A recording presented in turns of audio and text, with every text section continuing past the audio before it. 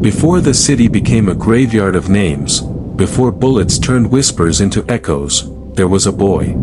His name was Amon. Not born into crime, but born into a world where silence dies young, and loyalty is cheaper than a cigarette in the rain. This story isn't about how he lived, but about what was taken from him, and what he became when there was nothing left to lose. This is the voice of someone the city tried to forget. I used to think the city slept, that when the neon lights dimmed and the rain whispered through gutters, it rested like the rest of us. But I was wrong. The city doesn't sleep.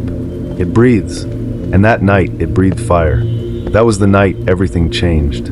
I remember the streets, slick with rain, red with light. My phone buzzed once, then twice. I knew before I even looked. Something was wrong. When I reached the block, my home, what used to be home, was already ash and smoke.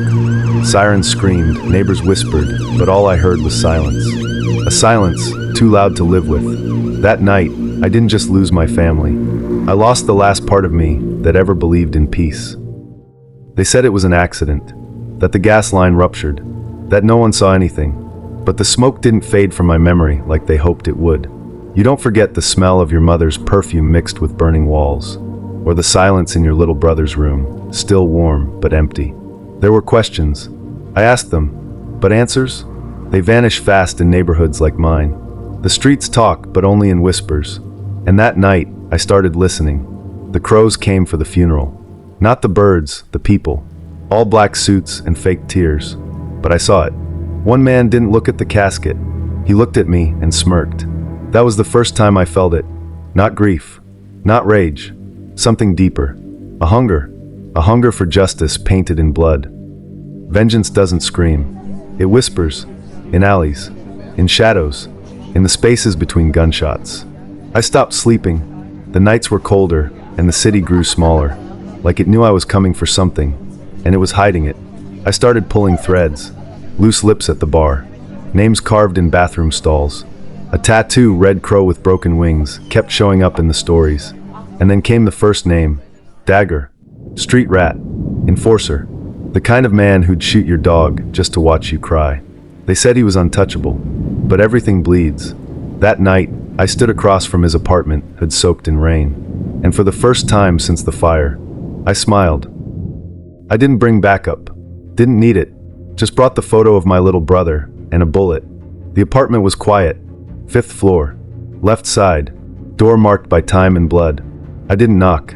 I listened. Voices. Laughter. A bottle hitting the floor.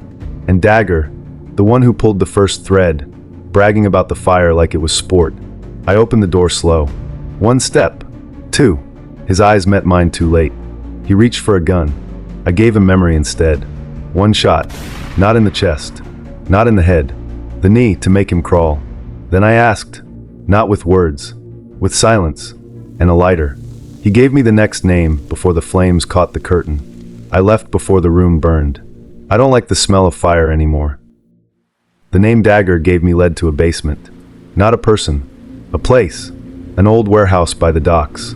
Broken windows, rusted beams. The kind of place people go to disappear, or be disappeared. I walked slow, past graffiti that bled, past bullet holes that whispered. The second name was male. Real quiet type. Wired explosives for a hobby. Loved fire even more than Dagger did. But he wasn't there. Just a chair. A bloody rag. And photos of my family pinned to the wall like trophies. I didn't cry. I haven't cried since the night the sirens stopped. But I did something worse. I smiled, because Mail had left something behind. A blueprint, a location, and a message written in ash. You're next.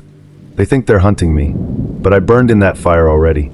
All that's left is smoke and vengeance. Mail like fire, but Tusk like noise. Found him in the belly of a nightclub. Music like machine guns, lights like seizures, and him, laughing, shirtless, drunk, buried in money and sweat. I didn't walk in through the front. I came up through the kitchen, smelling of bleach and blood. They say revenge should be cold. But this wasn't revenge. This was cleansing. He saw me, saw the knife, and still smiled. You won't make it out of here, he slurred. I didn't answer. I didn't need to. I just placed the blade between his eyes. Then I turned the music off. Silence has a sound. It's the sound of every eye turning, of every coward remembering what fear tastes like. I whispered Mail's name to one of them, and he pointed to the next stop. They're starting to fear ghosts now.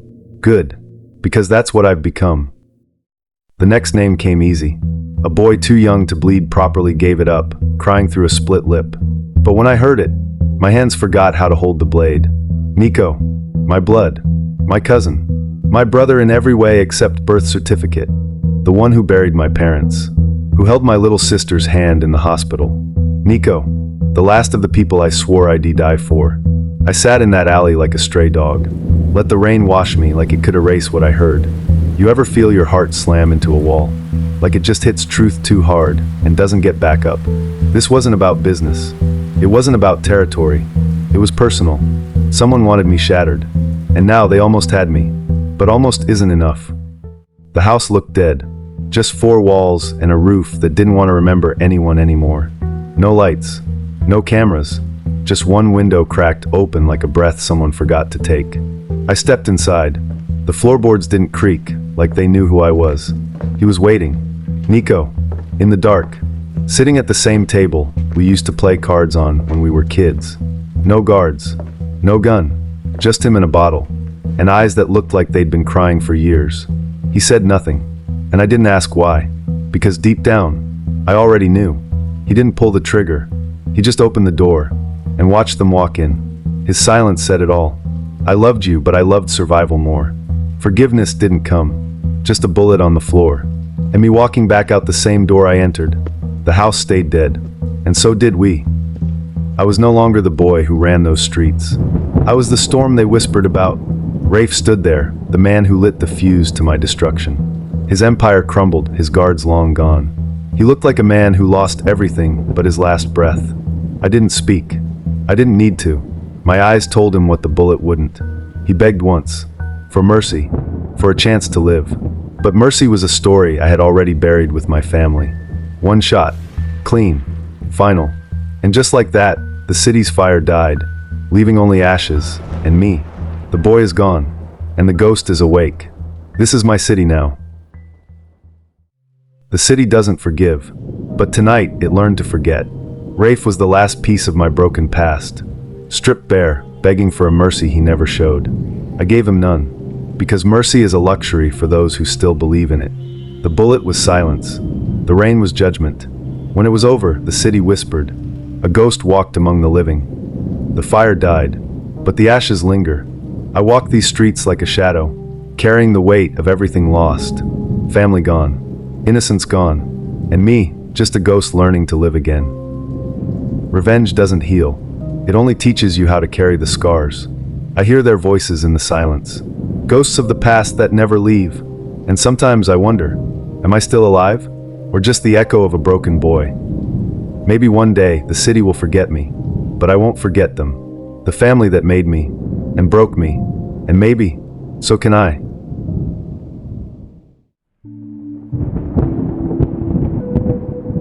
The city is quiet now. But it's not peace. It's just the kind of quiet that comes after something breaks. Amon never came back for forgiveness. He never needed it. What he needed was gone the day they betrayed his blood. And so he walks, not to be seen, not to be heard, but to be remembered in the whispers of those who should have never crossed him. He's not the same boy anymore. The city made sure of that. If you're still listening, maybe you know what it means to be forgotten. Subscribe. There are more stories the streets are still trying to bury.